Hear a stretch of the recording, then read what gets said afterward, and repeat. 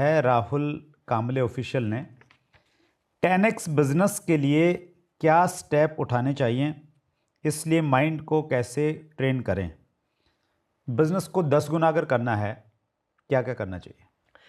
सबसे पहले मैं मानता हूं कि हमारा बिजनेस डायरेक्टली प्रोपोर्शनल है हमारी ग्रोथ के साथ, यानी कि entrepreneur is equal to business. लोगों ने एक्सपीरियंस किया होगा कि जब वो खुद डाउन फील करते हैं, डिप्रेस होते हैं, तो बिजनेस भी डाउन हो जाता है। और जब हम कोई सेमिनार में चले जाते हैं, जब हम कोई अच्छे वीडियो देख लेते हैं, जैसे आपसे इंस्पायर हो गए, तो उस इंस्पिरेशन के बाद हमारे बिजनेस को भी पुश मिल जाता है। तो अगर बिजनेस बढ़ाना है तो पहला काम अपने ऊपर करना है, और इसलिए क्वेश्चन बहुत अच्छा पूछा गया है कि माइंडसेट को कैसे बनाया जाए, क्योंकि शुरुआत तो वहीं से होती है। अब इसका मैं एक छोटा सा एग्जांपल देता हूं। अगर एक दवाई एक्सपायर हो जाती है तो क्या उसके बाद उसका कोई असर रहता है? नहीं, शायद नहीं। एग्जैक्टली वैसे हम आज जो विचार, मान्यताएं, आदतें और स्किल सेट के साथ यहां पहुंचे, क्या वही हमें 10 गुना आगे लेकर जाएगी? वही विचार, वही मान्यताएं, स्किल सेट या आदतें? शायद नहीं। तो हमें भी हमारी जो असरकारकता कम हो गई है, हमारे जो पुराने विचार और आदतें हैं, जैसे वो दवाई एक्सपायर हो गई है, वैसे भी हमारे शायद विचार, मान्यताएं और आदतें भी अब एक्सपायर हो गई है। वक्त के साथ कॉन्स्टेंटली अपने आप को अपडेट और अपग्रेड करना बहुत जरूरी होता है। यानी कि अगर आज हम कोई बड़े फिल्म स्टार की बात करें, किसी का नाम नहीं लेते हैं, मगर जब उन्होंने शुरुआत करी तो मानो कि वो चॉकलेटी हीरो के रूप में है। लेकिन आज अगर वो 40 या 50 साल के हैं तो वो सेम टाइप का रोल प्ले नहीं कर रहे। मे बी उन्होंने अपने फिजिक को चेंज कर लिया, पर्सनालिटी को चेंज कर लिया, रूप रंग को चेंज कर लिया, और अपने जॉनर को भी बदल करके शायद वो रोमांटिक चॉकलेटी हीरो से मे बी एक्शन हीरो बन गए। या मे बी वो पुलिस वाला रोल प्ले करने लगे, या कुछ लोग तो फादर वाला रोल भी प्ले करने लगे हैं। तो उन्होंने अपने आप को शिफ्ट किया नए ग्रोथ के लिए। बस एग्जैक्टली वैसे as a individual, as an entrepreneur, हमें भी हमारे स्किल सेट को, हैबिट्स को, विचारों को कांस्टेंट अपडेट और अपग्रेड करना पड़ता है।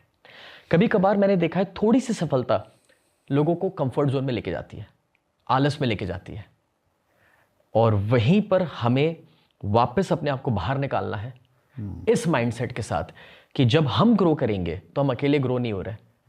अगर हमें अपनी लाइफ में गाड़ी बंगला मिल गया है तो वहां अटकना नहीं है, क्योंकि हमारी ग्रोथ में दूसरे और 10, 50, 100 लोगों की ग्रोथ जुड़ी हुई है, इसीलिए हमें ग्रो होना है। तो पहला चेंज अपने अंदर का है, और दूसरा चेंज जो हमें लाना है वो है बड़ी सोच। जी। अब बड़ी सोच इसीलिए क्योंकि मैं ये मानता हूं कि रास्ते हर मंजिल तक पहुंचने के लिए अवेलेबल है, लेकिन जब तक आप नई मंजिल और बड़ी मंजिल के बारे में सोचोगे ही नहीं, तब तक नया रास्ता भी तो नहीं दिखेगा। जैसे कि कोविड आया, बहुत तकलीफ लेकर आया, लेकिन उसमें से एक सीख भी हम सभी को मिली कि भाई वायरस का कोई उपाय नहीं था, मगर कहीं ना कहीं रिसर्च हुआ क्योंकि नेसेसिटी थी जी। और रास्ते निकल आए। तो एग्जैक्टली वैसे जब इंसान डिसाइड करेगा कि अब मुझे 10 करोड़ पे जाना है, 100 करोड़ पे जाना है, तभी तो उसके रास्ते मिलेंगे ना। लेकिन बड़ा सोच नहीं है, बड़ा गोल नहीं है, तो रास्ता कहां से मिलेगा? That's great sir, super. अगर सोच को थोड़ा डेवलप करना है, स्किल्स को सीखना है, स्नेह सर कैसे हेल्प कर सकते हैं? मैं तो अपने सेमिनार्स के माध्यम से लोगों को जो भी कोशिश करता हूं बताने की, मगर मुझे लगता है सबसे बड़ा लर्निंग जो आप यहां पर पॉडकास्ट ले रहे हैं सर, लोग अच्छे अच्छे पॉडकास्ट को सुने, पहला ये, और दूसरा किताबें पढ़ें। उसका कारण बहुत सिंपल है, आप अपने तजुर्बे से सीखोगे तो 20-25 साल लग जाएंगे।